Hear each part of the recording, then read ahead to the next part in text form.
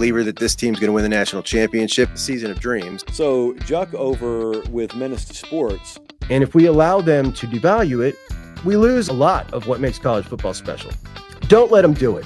Don't let them devalue what it means to you. The Ohio State Buckeyes, the 2024 national champs, will be remembered for how they came out of that. And welcome into JUCK on Bucks. Appreciate you so much for joining me. The class of 2025, signed, sealed, delivered, as a lot of them are already up on campus.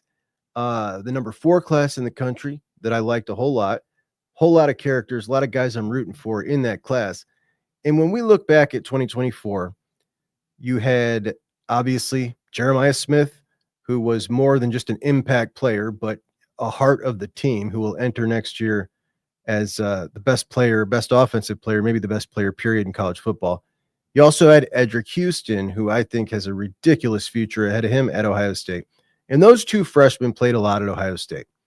But when we entered into the spring last year, 2024, we essentially knew every single starter on the team except for one linebacker spot. We were talking, well, is it going to be Sonny or CJ?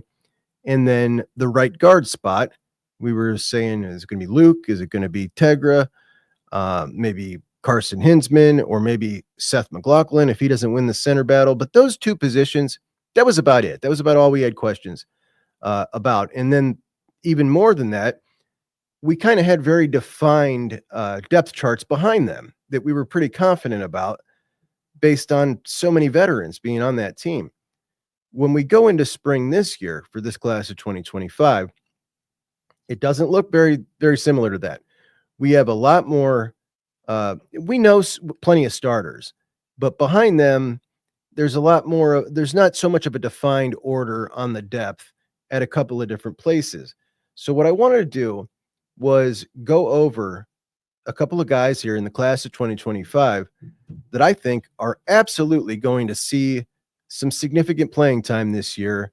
And these are not the best guys necessarily in the class that I think have the brightest futures, but these are guys, due to the circumstances in their room, the talent in their room, or maybe lack of depth in their room, who are also coming in almost college ready with the right attitude. And really, these are all really smart guys that I think, not that they're all not really smart guys, but just guys I know have the right attitude to be able to play early from talking to them. And these guys, I think, really have a decent shot at playing really significant minutes for these Buckeyes at some point during the season.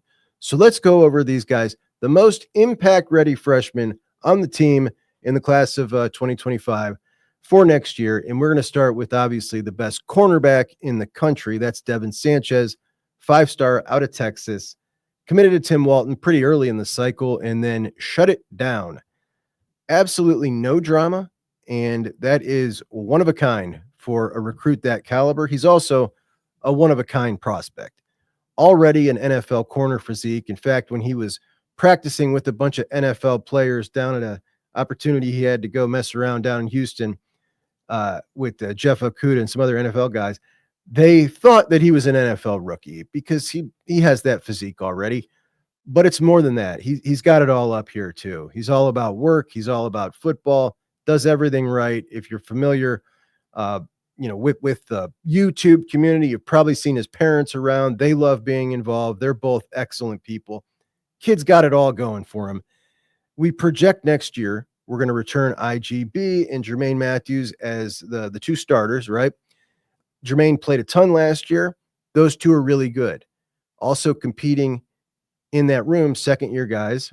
Aaron Scott was a 5-star out of Springfield, also a bigger corner. Then you got a little bit of a smaller corner in Bryce West out of Cleveland Glenville, crazy fast, and he showed us he made a hell of a play when I forget who it was against this year, but it really popped, and everybody's starting to take notice of Bryce West. Very possible we see Devin find his way up that depth chart really quick here. And I would not be surprised one bit, and I don't think anybody else would be either, if he was able to work his way into a 3-man rotation with IGB, with Jermaine, similar to what Jermaine was able to do last year. So number 1 on our list for impact freshmen in 2025, Devin Sanchez. Number 2, at linebacker, our projected starters, obviously returning Sonny Styles and Arvell Reese. Arvell Reese going to enter his first year starting. Now, Gabe Powers would have been the number 3 linebacker on this list, but he left for Kansas State.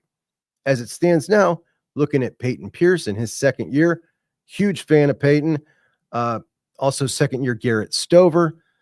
But this freshman class brings in 3 linebackers in Riley Pettijohn, Tarvis Alford, and Eli Lee. And the most impact college-ready guy that could catapult himself into that number 3 spot potentially for James Laurinaitis is Riley Pettijohn, 5-star out of Texas, freakish speed at linebacker, also runs track, 6'1", 215, a sure tackler, very aggressive, and much like Sanchez, a very business-like approach. Dad played football at Syracuse. Both parents are great. They absolutely, have put their children on the right path to success. And he approaches the game like that. And I would not be surprised one bit if we saw a ton of Riley Pettijohn this year. At safety, you got on paper the biggest drop-off coming. Despite having the best player on defense in the country in that room, you lose Jordan Hancock, the best nickel in the country. You lose Lathan Ransom, who made up the best duo back there with Caleb Downs. Behind Jordan Hancock last year, you had Lorenzo Styles, who I really like. I don't know if he did an excellent job. I don't know if a lot of people are feeling too comfortable with him in that role. At nickel, at safety, you had freshman Jalen McClain and Malik Hartford, both repping there. And it looked to me like Jalen McClain is the guy who kind of popped off the page out of those two. Then you enter freshman Fahim Delane. Freshman Fahim Delane, freshman Deshaun Stewart, and freshman Cody Haddad as well. But Fahim Delane was safeties coach Matt Guerreri's number 1 target on the board. He nails him out of Maryland, 6'2.5", 200 pounds.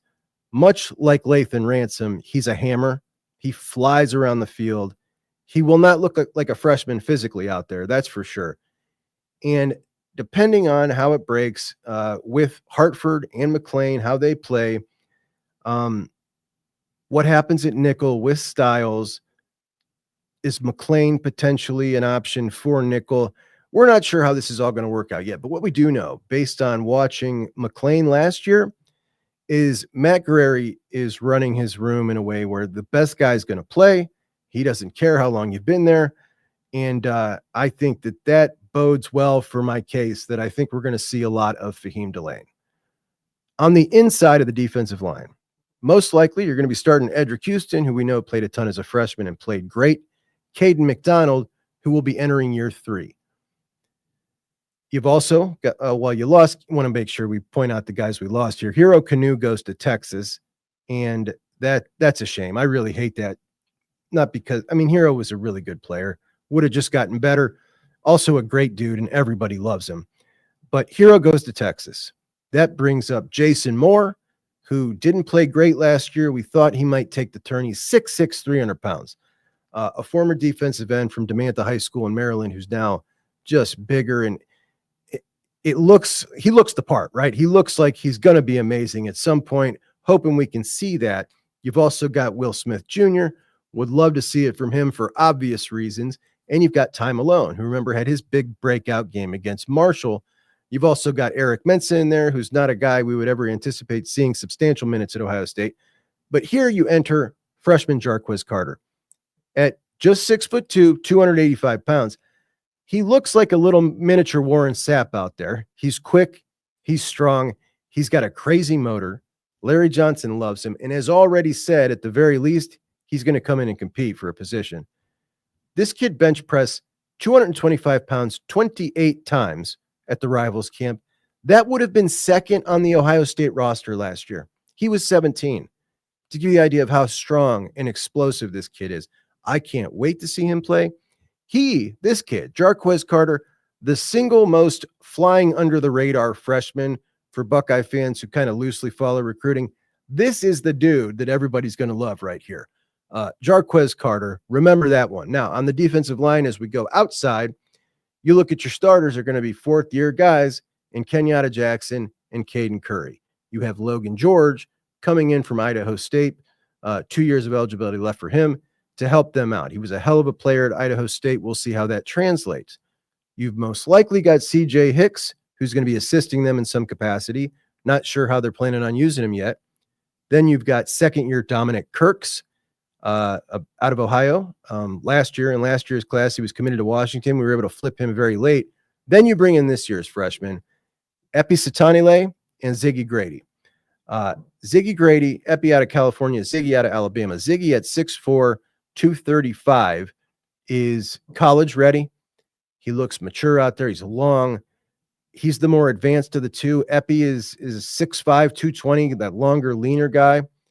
And I think he's definitely going to be a player at some point. But as far as ready to roll, I think Ziggy could be part of a rotation, or we could see Larry play Kenyatta, Curry, and Logan George, and nobody else the entire season. Right? That's just Larry. At times we've seen him rotate a ton. At times we've seen him shrink it down. But if he chooses to rotate some, I think we're going to see a whole lot of Ziggy Grady. And the last one, you guys are going to say I have a commitment issue. It's two. The last one is two. You enter the running back, the season with running back CJ Donaldson from West Virginia. Big old bruiser at 6'2", 238, and got some wiggle about him as well. Touchdown scoring machine. Can't stop him at the goal line. Love the addition. Love having a big back on the roster. Then you've got sophomore James Peoples, who a lot of people really like what they see so far.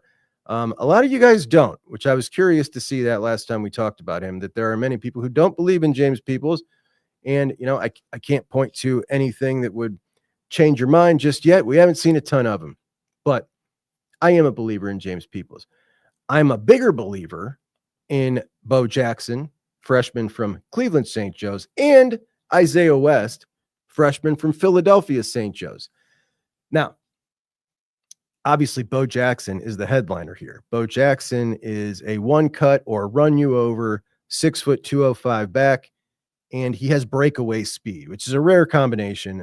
The running style is unique, and he's certainly an exciting player. Isaiah West, a little shiftier, not with the breakaway speed, but he accelerates very quickly. He can carry the load.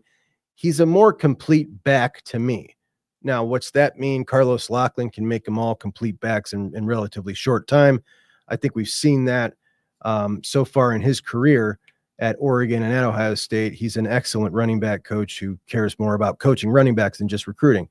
But I just think that these guys are both going to play a whole lot next year. And I'm not quite so sure how it is they intend to use Turbo Rogers, but we just might see him as well. He is the smaller, 5'8", 190. I mean, he's shorter, but 5'8", 190. That's a rocked up dude. He's sturdy. He ran between the tackles against some top-notch competition around the country playing at IMG, and he did just fine. Though he didn't run the ball a whole lot last year, caught a lot out of the slot. I think he's going to be, he has had the potential to play as well. So really, it's just these running backs all together. So that's our list. We've got Devin Sanchez. We've got Fahim Delane. We've got Jarquez Carter. We've got Ziggy Grady. We've got Riley Pettijohn. And we've got the running backs of Isaiah West, Bo Jackson, and Turbo Rogers. And I think we might see, at minimum, 5 of those guys get substantial minutes next year, where in 2024, we really just saw 2 freshmen play a whole lot.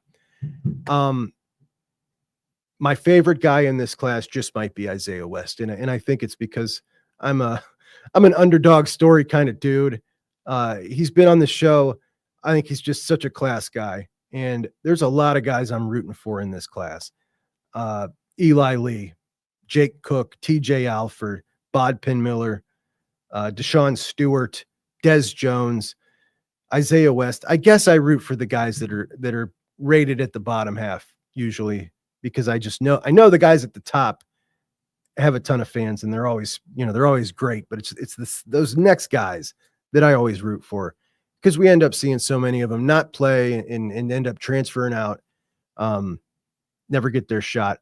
But I think we got such a great class, guys. And these guys are just tremendous. And so there we have it. Cornerback Devin Sanchez, linebacker Riley Pettijohn, safety Fahim Delane, defensive lineman Ziggy Grady on the end, Jarquez Carter in the middle, running backs Bo Jackson, Isaiah West, potentially Turbo Rogers as well.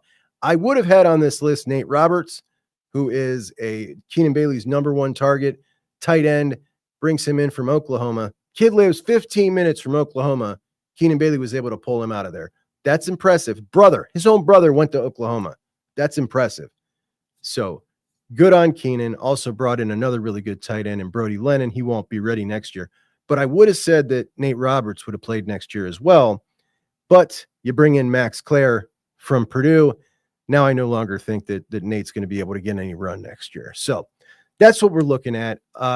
If you're interested, I'm going to start on the highlights and introducing some people to some of my favorite defensive prospects in 2026 that the Buckeyes have good relationships with, and that I think they got a really good shot at getting. So that'll be our next video. Talk to you guys soon. Chuck on Bucks out.